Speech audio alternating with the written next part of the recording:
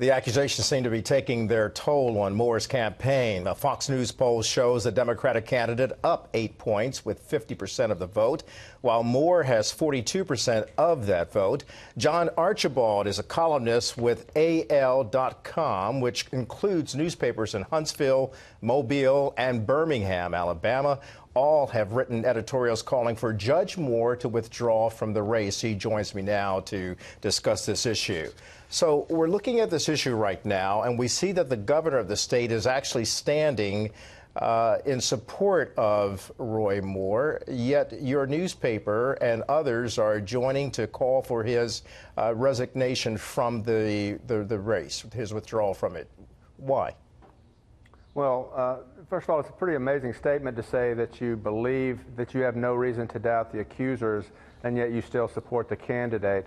I think that will have maybe some political repercussions along the way.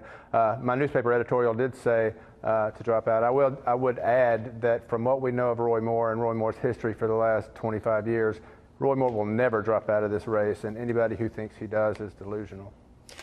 Well, his wife came out in support of him, as you know, on Friday. She is standing by her man, and she went so far as to say that he has always been a gentleman. She believes that he will stay in and says that he will do so despite these allegations of sexual misconduct.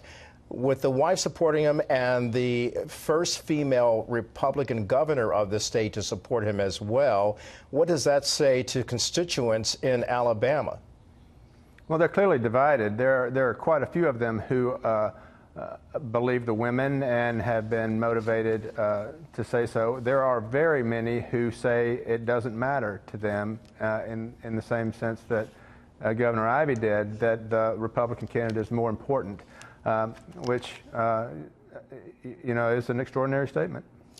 Well, John, when you look at these statements and the fact that these allegations are so riveting and revolting in many aspects, and the fact that he is still receiving support, there appears to be, if you will, a lot of people are saying, regardless of what the past may indicate about his behavior, there is forgiveness from the standpoint that he can sustain this onslaught. And many people are questioning the timing of it. And they're also stating he can move ahead and win this because they need a Republican senator, as the governor alluded to. Is it really that important to the people of Alabama, as well as the governor, and Kayla, his wife, of course, to move forward with a Republican in the Senate?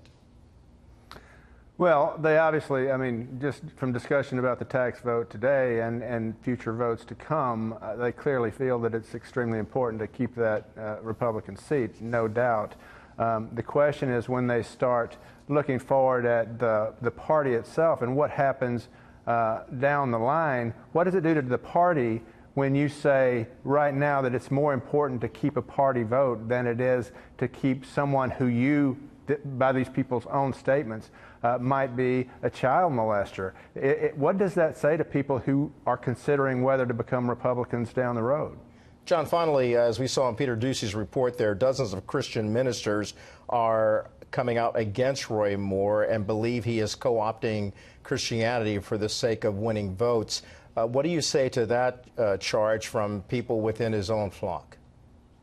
Well, I mean, I think that a lot of people have said that all along, because Roy Moore sees his Christianity in the same way he sees his law, and that is through the lens of Roy Moore and not necessarily through more traditional ways. And let's face it, you know, there were a lot of ministers who came out opposed to him today. There were a lot of evangelicals who came out in favor of him over the last few days. So, I mean, this again is another split in the church, just as it's a split in politics.